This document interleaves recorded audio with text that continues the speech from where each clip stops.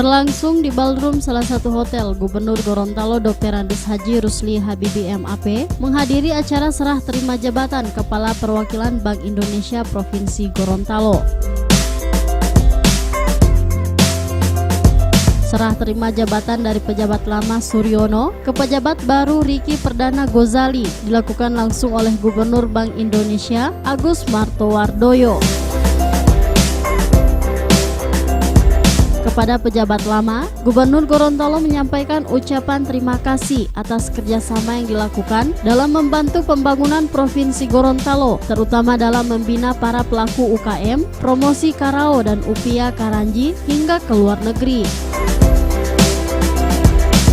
Pak Wahyu, Pak Suryono, saya menjabat gubernur bersama-sama beliau-beliau ini berhasil membina para perbankan, baik pemerintah maupun swasta di Provinsi Gorontalo, dan yang lebih hebat lagi mereka baik Pak Wahyu maupun Pak Suryono bisa membantu kami untuk membina dan membimbing para pengrajin UMKM khususnya Karao dan Upia Karanji.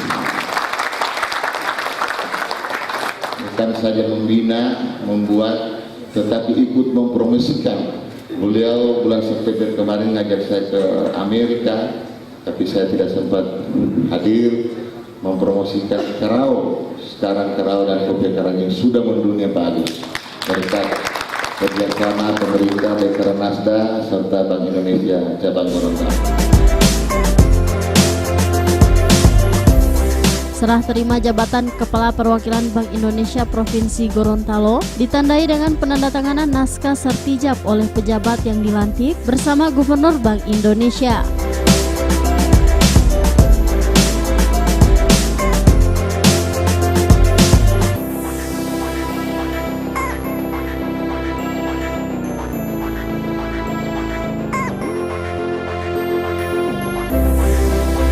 Sebelumnya, pejabat lama Suryono dimutasi untuk dipromosikan menjadi analisis eksekutif Divisi Supervisi Strategis Manajemen Kinerja dan SDM Kantor Perwakilan Dalam Negeri BI Regional 2. Sementara pejabat baru Ricky Perdana Gozali adalah pejabat dari Divisi Analisis Pasar Internasional Departemen Pengelolaan Devisa.